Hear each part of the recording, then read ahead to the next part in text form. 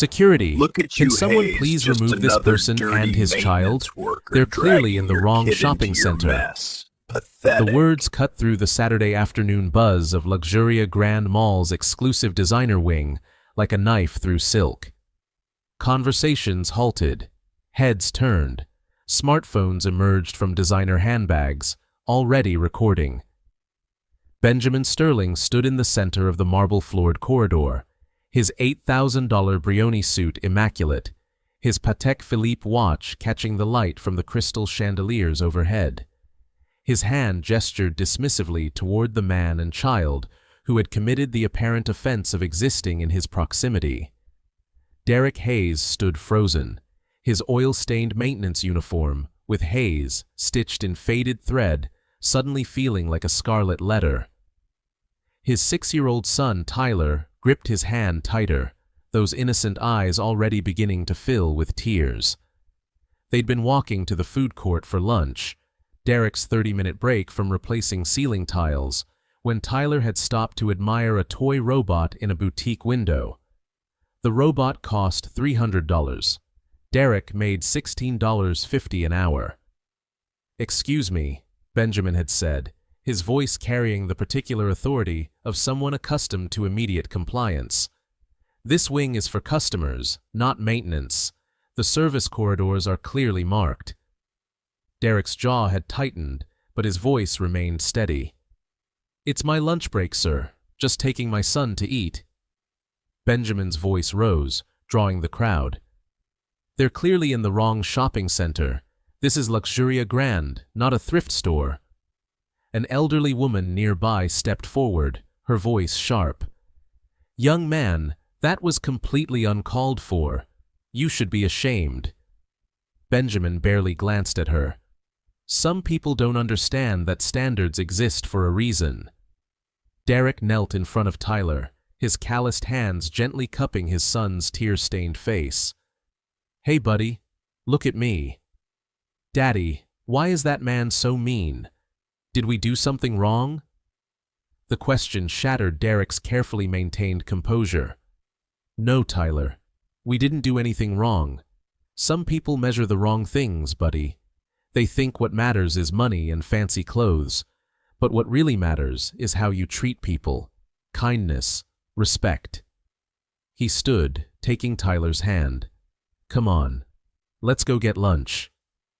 As they walked away, Derek held his head high, despite every instinct screaming at him to shrink. Behind them, Benjamin had already moved on, the incident dismissed from his mind as easily as he'd dismiss a subordinate's objection. 20 minutes later, Derek and Tyler sat in the lower-level food court where people like them belonged. Tyler colored on napkins while Derek checked his phone, scrolling through bills with practiced efficiency. His supervisor had texted, "Could he cover tonight's shift?" Derek looked at Tyler, at the babysitter expense that would require, at the bedtime routine he'd miss. He started typing a refusal, then looked at his bank account, and changed his answer to yes. This was the trade-off he'd made 2 years ago when Rachel died. He'd walked away from Colorado Mountain Rescue, from the 6-figure consulting offers, from the recognition and respect. He'd traded it all for this, a maintenance job that paid just enough, had decent benefits, and matched Tyler's school schedule. He could walk Tyler to school every morning. He could be there for pickup. He could attend conferences and plays and doctor's appointments. He could be present in a way Rachel could no longer be. The cost was dignity. The cost was men like Benjamin Sterling looking at him with contempt. The cost was Tyler's tears in a designer corridor. But Tyler had a father who showed up. Every day, every nightmare, every moment that mattered. Derek was helping Tyler clean up when the announcement shattered the food court's ambient noise. Code Adam, 7-year-old girl, blonde hair, pink dress, last seen in the East Wing near American Girl. All exits on lockdown. The food court erupted into controlled chaos. Parents grabbed their children. Security guards appeared at exits. Derek's hand found Tyler's automatically, pulling him close. Then the second announcement. Derek Hayes, please respond to Security Command immediately. Derek Hayes, search and rescue, Security Command now. This is an emergency. The entire food court seemed to fall silent. Tyler looked up. That's you, Daddy. Yeah, buddy, that's me. Maria from the smoothie stand was already nodding, already moving toward them. I've got him. Go do what you do, Derek. Derek knelt in front of Tyler. I have to go help find a lost little girl. Stay right here with Miss Maria. Don't leave this spot. Are you going to save her, like you saved people before Mommy died? The question hit Derek square in the chest. I'm going to try, buddy. I'm going to try really hard. He kissed Tyler's forehead, and then he was moving. The transformation was immediate. The hunched shoulders straightened. The invisible maintenance man became something else, focused, decisive, commanding. Derek Hayes, former lieutenant commander of Colorado Mountain Rescue, 200 successful recoveries, expert in wilderness medicine and technical rescue, emerged from 2 years of invisibility. He ran.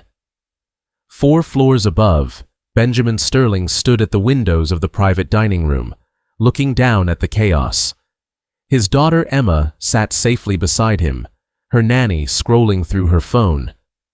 Then, the announcement calling for Derek Hayes, calling him search and rescue, penetrated Benjamin's consciousness. That name. The maintenance man?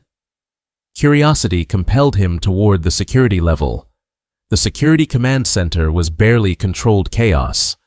Patricia Chen, the mall director, looked up with visible relief when Derek burst through the door. Derek, thank God. Sophia Reeves, 7 years old, blonde hair, pink dress. Mother says she was looking at dolls. 23 minutes ago, turned her back for 30 seconds, and the girl was gone. Derek was already at the monitors, eyes scanning with professional precision. Pull up the last known location, every camera angle, past 30 minutes, double speed. His voice carried absolute authority. The security guards responded immediately. Benjamin slipped into the room quietly, positioning himself where he could observe. His eyes found Derek and stayed locked on him, trying to reconcile this commanding presence with the shabby maintenance man. Patricia gestured to the distraught woman near the desk. Derek, this is Emma Reeves, Sophia's mother. Derek approached her, kneeling slightly. His voice became gentle, reassuring. Mrs. Reeves, I'm Derek Hayes. I'm going to find your daughter, but I need you to focus and answer some questions clearly. Can you do that for me? Emma nodded frantically, mascara streaking her face. What was Sophia wearing? Exactly. Pink dress with white flowers, white sandals, hair in 2 braids with pink ribbons. Was she carrying anything? Her stuffed elephant, gray, about this big. She takes it everywhere since her father died. And her purple backpack with unicorns. Derek nodded, filing the information.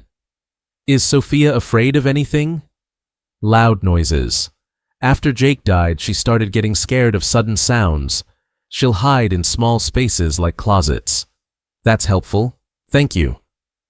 A guard called out, Mr. Hayes, camera 47, 12:17 p.m. Derek leaned in, tracking the screen. There, pink dress moving through the corridor.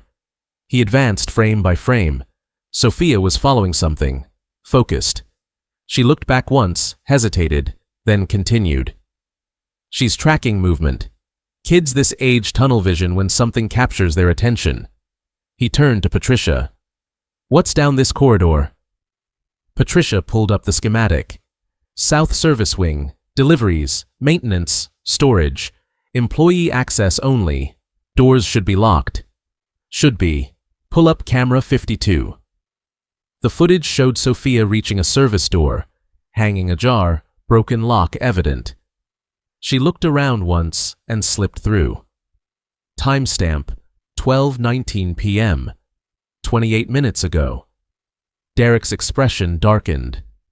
She's in the service areas, approximately 40,000 square feet of maintenance corridors, mechanical rooms, loading docks, active machinery, exposed electrical systems, open shafts. We have maybe 10 minutes before this becomes critical rescue. He turned to Patricia. I need master access, 2 people who know the building, medical equipment standing by, fire department on alert. Now. Patricia handed him a key card. 2 supervisors stepped forward, Carlos and James. Derek assessed them in 3 seconds and nodded. You 2.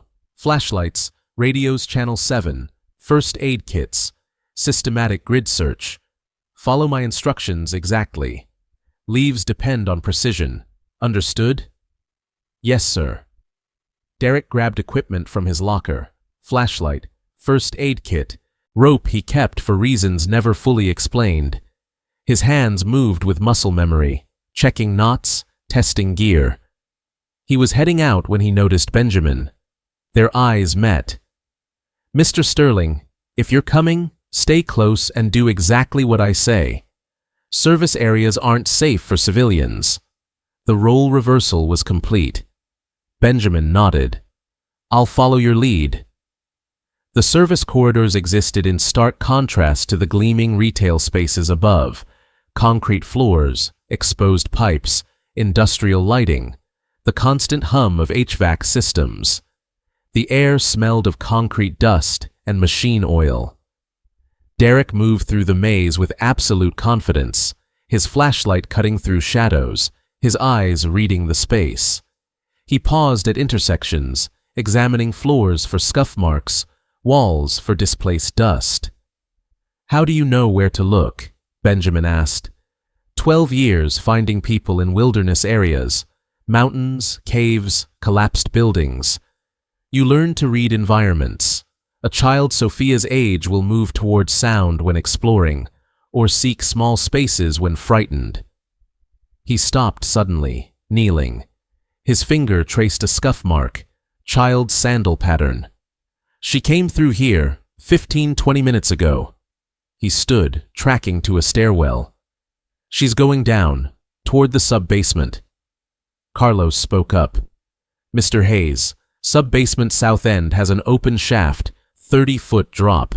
Supposed to be safety barriers, but supposed to, and actually there are different things. Derek's pace increased. Double time.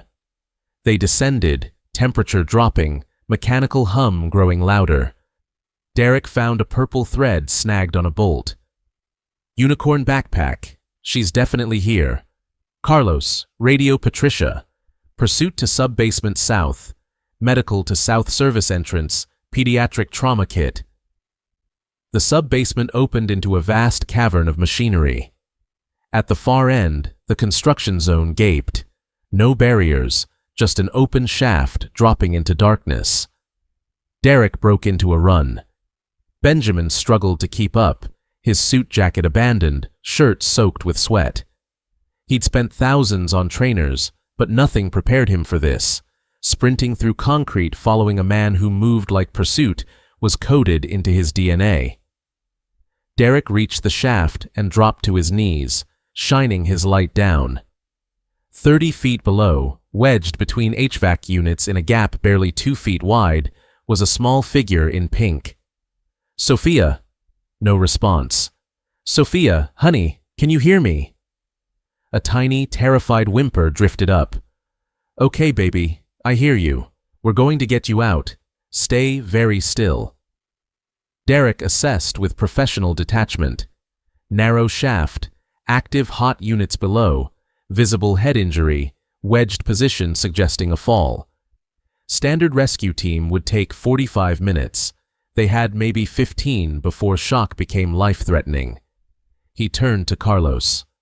Radio up. Victim located. Sub-basement south mechanical. Child responsive but injured. Paramedics to service entrance immediately. Fire technical rescue on standby. To James. My maintenance cart, 3rd level storage B. Climbing harness, more rope, run.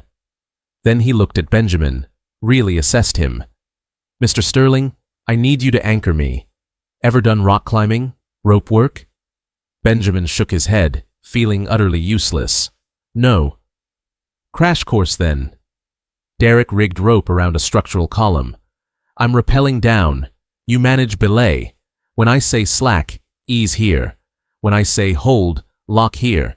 If I fall, this catches me, but only if you maintain position. He looked directly into Benjamin's eyes. A child's life is in your hands. Literally. Can you do this? Benjamin had negotiated billion-dollar deals without his pulse rising, but nothing had ever felt as consequential as this moment. Yes, show me what to do. Derek walked him through twice, positioning his hands, testing responses. Satisfied, he secured his harness and backed over the edge. Giving myself slack. Benjamin's hands gripped the rope, his universe narrowing to belay mechanics, slack and hold rhythm, the weight of another human depending entirely on him. Sweat dripped into his eyes, his arms shook, but he held. 30 feet below, Derek reached concrete. The HVAC heat was intense, 110 degrees, the noise overwhelming. He squeezed toward the gap, shining his light on Sophia. Conscious but glazed, pupils slightly unequal, possible concussion. Left arm definitely broken, blood matting her blonde braids. Hey, sweetheart, my name is Derek. I'm going to get you out, okay? But I need you to be very brave. Sophia's eyes focused on him with desperate hope. I want my mommy. I know you do, baby. Your mommy's upstairs waiting. She's going to hug you so tight. But first, I need to get into this space with you. It's going to be really tight. I'll be very careful, okay? Sophia nodded slightly, wincing with pain. Derek assessed the gap. 18 inches wide. His frame wouldn't fit. Only one way. His shoulder. The left one, dislocated so many times the ligaments were permanently stretched. He could pop it out, narrow his frame just enough. He'd done it 16 times in 12 years. Each time, he'd sworn it was the last. But with Sophia's terrified eyes on him, the decision wasn't even really a decision. Derek took 3 deep breaths. Then, with practiced precision, he leveraged his arm against the HVAC frame and deliberately dislocated his shoulder. The pop was audible. The pain breathtaking, white-hot through his nervous system, vision graying. Derek, are you okay? Benjamin's voice, tight with concern. I'm fine. Stay on belay. Proceeding with extraction. With his shoulder dislocated, Derek squeezed into the gap, body contorting, dislocated arm hanging at a sickening angle. It's okay, sweetheart. Looks worse than it is. I've done this before. He was inches from her now. I'm going to check you over, then get you into a harness. Might hurt a little, but I'll be gentle. You trust me? You're hurt, Sophia whispered. I'm tough, just like you. Derek's functional hand palpated her injuries. Broken radius and ulna, possible concussion, scalp laceration clotting, tender abdomen but not rigid, labored breathing, probably pain-related. James returned with equipment. Derek called up instructions. They lowered the harness. Derek rigged Sophia with one hand, desperate experience making possible what should require 2. He talked constantly. You like elephants, right? Mr. Peanut's a great name. When you get upstairs, you'll squeeze him and tell him about your adventure, about how brave you were. Will you be there? Sophia asked. Right behind you. Promise. Now, I'm lifting you to get this harness on. It'll hurt your arm. I'm so sorry. Quick, though. Ready? 1, 2, 3. Sophia's cry echoed through the sub-basement. Above, Benjamin felt it like a physical wound. Derek secured the harness with meticulous care, triple-checking connections. Mr. Sterling, still on belay? Yes. In 30 seconds, I'm sending Sophia up. Carlos and James pull her. You maintain my line tension, but don't pull me yet. Understood? Understood. Derek positioned himself to guide her ascent, protecting her from edges with his body. This is the scary part. You'll go up fast. Close your eyes if you want. Think about Mr. Peanut. Think about your mommy's hug. Ready? Sophia nodded, tears streaming, remarkably composed. Carlos, James, pull her up. Steady and smooth. Broken arm, no jerking. Go! They pulled, hand over hand, controlled and careful. Derek watched with his flashlight, calling instructions. Slow down. Good pace. Watch left side. When she cleared the top, we've got her. Derek allowed himself 3 seconds of relief before addressing his own situation. Still wedged between units, shoulder dislocated and swelling, energy depleted. He leveraged against the frame and popped his shoulder back into place. The grunt echoed up, making Benjamin's hands tighten on the rope. Mr. Sterling, I'm coming up. Maintain belay tension. If I slip, system catches me. Stay focused. I've got you. Derek began climbing, rope assisted, finding footholds, pulling with his functional arm while his shoulders screamed. Halfway up, his hand slipped. He dropped 2 feet before the belay caught. I've got you, Benjamin called down, fierce. Keep climbing. Derek did. Hand over hand, foothold to foothold. When he crested the top, Carlos and James hauled him onto concrete. Derek collapsed for 5 seconds, breathing hard, then forced himself upright. Sophia? Paramedics with her, conscious and talking. Derek walked toward them, gait unsteady. Benjamin followed, still processing what he'd witnessed. Sophia was on a backboard, IV started, oxygen flowing, arm splinted. She saw Derek and reached out her good hand. You came up too. Derek knelt beside her. Told you I would.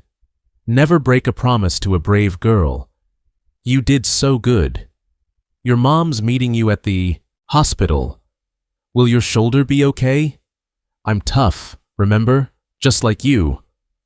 As they wheeled her out, Derek remained kneeling, energy depleted, shoulder throbbing, adrenaline crash hitting hard. Emma Reeves appeared, saw her daughter alive, made a sound half sob, half prayer. She ran to the gurney, grabbing Sophia's hand.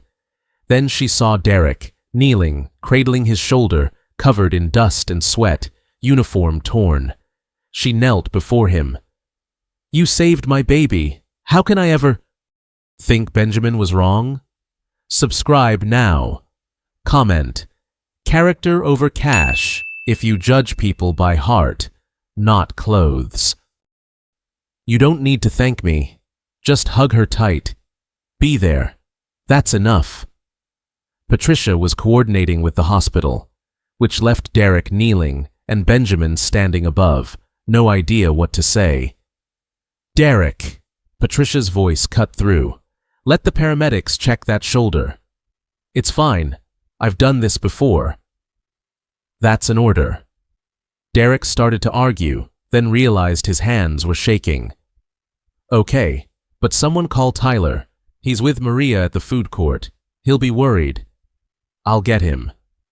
As paramedics helped Derek up, Benjamin found his voice. That was... I've never seen anything like that. Derek looked at him, really saw Benjamin. Sweat-soaked shirt, rope burns on hands, genuine shock in his eyes. You did good on the belay. Sophia's alive partly because you held steady. Thank you. The words landed on Benjamin like a physical weight. This man he'd publicly humiliated was thanking him. Before Benjamin could respond, Tyler appeared, running full speed. Daddy! Derek caught his son with his good arm, pulling him close, breathing in pizza and crayons and everything safe. Hey buddy, I'm okay, just hurt my shoulder a little. Tyler pulled back, eyes scanning with practiced worry. Is it like before? When Mommy was alive and you heard it saving people? Yeah, buddy, just like before. It'll be okay in a few days. Tyler looked at Benjamin. Did you help? Benjamin nodded. I did what your dad told me to do. Tyler considered this gravely. That was smart. Daddy knows how to save people. He's really good at it. The simple pride in Tyler's voice, the absolute faith and love, did something to Benjamin's carefully constructed worldview. 3 days later, Benjamin stood outside the maintenance office. He'd spent those days unable to think about anything except Derek rappelling into darkness, dislocating his shoulder to reach a frightened child. He'd also spent those days investigating Derek's background. What he'd found made his shame complete. Decorated military service, advanced degrees, certifications in wilderness medicine and technical rescue, commendations from 3 governors. This man could have worked anywhere, commanded 6-figure salaries. Instead, he mopped floors in a mall. Derek emerged, arm in a sling, surprised to see Benjamin. Mr. Sterling, something I can help you with? I want to apologize, not just for the other day, for everything, the way I saw you, the assumptions I made. I was wrong. Derek nodded slowly. Okay? I want to make it right. Position in my company, emergency management, safety consulting, whatever you want. Executive level, 6 figures, education fund for Tyler. Derek studied him, then shook his head. I appreciate it, but no. No? Mr. Sterling, I don't need your money. I have a job. I have dignity. What I needed was basic human respect. That doesn't cost anything. The words landed hard. You want to help? Look at the people who work in this building. Really see them. The cleaners, security guards, food service workers. Learn their names. Treat them like they matter. That'll be worth more than any check. He started to walk away, then paused. And maybe spend less time in that executive dining room and more time with your daughter, before you wake up one day and realize you've missed her entire childhood. Benjamin stood alone, Derek's words echoing. Everything he'd built suddenly felt hollow. 2 weeks later, changes rippled through Luxuria Grand. Benjamin implemented a 40% raise for all service workers, comprehensive benefits, proper break rooms, mental health resources, childcare assistance. He established the Rachel Hayes Memorial Search and Rescue Training Fund, offering free SAR certification to anyone interested.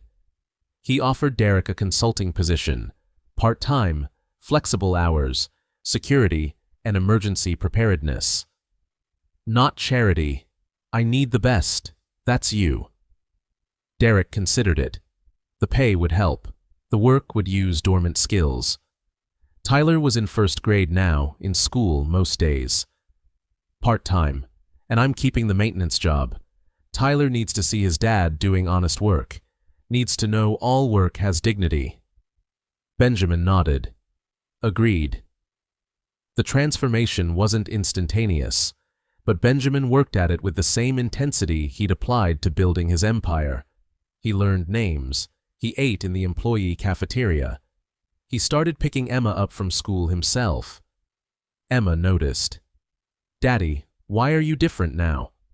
I met someone who taught me I was measuring the wrong things, someone who showed me what really matters. Derek, Tyler's dad? Yes. Can we invite them to dinner? Tyler's nice. The dinner happened. Then another. Weekend outings, aquarium, science museum, park.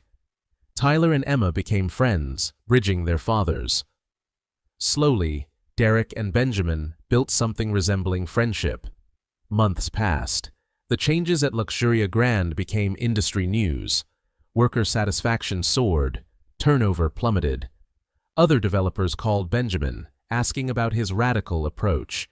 He refused interviews, redirecting credit to Derek and the workers. One Saturday, 6 months after Sophia's rescue, Derek and Benjamin sat in the security office, reviewing emergency protocols Derek had designed. Tyler and Emma were in the adjacent room watching a movie. "You didn't have to do all this," Derek said, gesturing at transformed systems. "Yes, I did. You showed me I'd been measuring all the wrong things. Success isn't what you own. It's what you give, who you help, how you show up."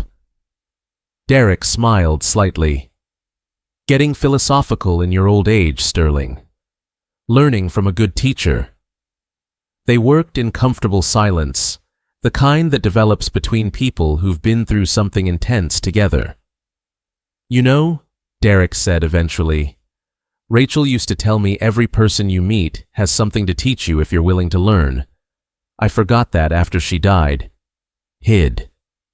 The maintenance job was about being invisible as much as being present for Tyler. And now? Now I'm remembering I can be both. Present for my son and present in the world. Using my skills again feels like honoring Rachel's memory instead of hiding from it. She'd be proud. Tyler's lucky to have you. We're both lucky. We found our way through grief together." Benjamin thought of Emma, of 8 years barely being present. "I'm trying to do better by Emma. Really be her father. I can tell. She talks about you differently now. She lights up." The words meant more to Benjamin than any board approval ever had. A year after Sophia's rescue, Luxuria Grand held its anniversary gala. Instead of an exclusive affair, Benjamin transformed it into a community celebration. Workers at all levels were invited, honored, celebrated. Emma Reeves established a scholarship fund in Derek's name. Derek, uncomfortable with recognition, accepted graciously. He stood on stage in a suit Tyler had helped him pick out, his son beside him beaming, and spoke briefly about community preparedness and looking out for each other. Benjamin sat in the audience next to Emma, watching Derek deflect credit. Afterward, as the crowd mingled, Tyler and Emma disappeared to the dessert table, and the two men found themselves on the upper-level balcony, looking out over the space that had become the site of their unlikely friendship. "You've changed this place," Derek observed. "Changed yourself too. You gave me a second chance I didn't deserve, showed me what I couldn't see. We're all works in progress, even you." Below, Tyler and Emma returned, faces sticky with chocolate, laughing. Benjamin felt Tyler's small hand slip into his, the same trusting gesture that had undone him months ago, and realized this child saw no difference between a billionaire and a maintenance man. The simplicity was profound. "Hey, Derek," Benjamin said quietly. "Thank you for saving more than just Sophia that day." Derek smiled, understanding. "You did the hard part. You chose to change." They stood together on the balcony, two fathers who'd found friendship on the far side of judgment, both learning to measure worth in currencies that couldn't be counted, only felt. And in that moment, standing in the mall where their story had begun, where contempt had met humility, where crisis had revealed character, Benjamin Sterling finally understood what Derek Hayes had known all along. Real worth isn't about what you wear or where you work or how much money you have. It's about who you are when someone needs you. It's about showing up, being present, choosing connection over contempt.